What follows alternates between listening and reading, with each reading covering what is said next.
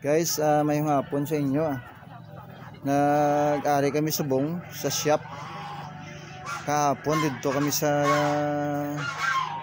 kabilang barangay naglagay ng step board sa sasakyan.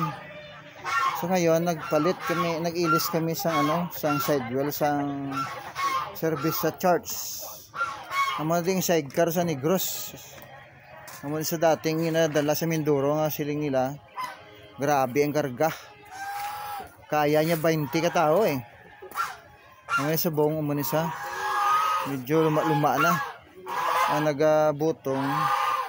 Nagakabit nga motor. Badja 125. Ayan ang bubong niya sa taas yan. Pinapalitan ni PTR ng ng rem at saka spindle. Ayan. Yan ngayon bagong uso na yan. Naka-radios na. Kaya pa rin 20 katao. Na-service nila sa pag alis market. Kaya mga bro, sis, guys, mayong hapon sa inyo tanan. Kaya subong pangapi-ngapi kami na ramong kapiw. May pandisal si bro Michael dala. Ang kape kapangapi subong Michael. Kaya kung gusto niyo bro, kadto ka mo di. Ngapi ka mo di. Tapos aring isa ka sidecar na service sa simbahan.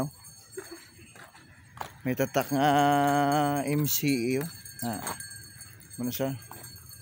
Bago ni siya motor, bago man Barako 175.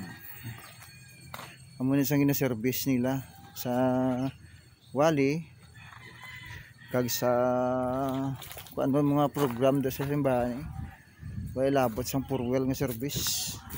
Isang Valladolid lokal. Karga man ni sa 20 gyapon kay Barako ni siya mo.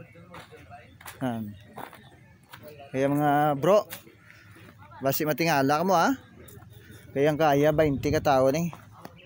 Amo na siyang ginagamit dati mo sa Mindoro. Di pa ginkuha ang sidecar sa Negros. Kagindala sa Mindoro para i-service sa Occidental Mindoro. Kaya mga bro, mayong hapon sa inyo tanan.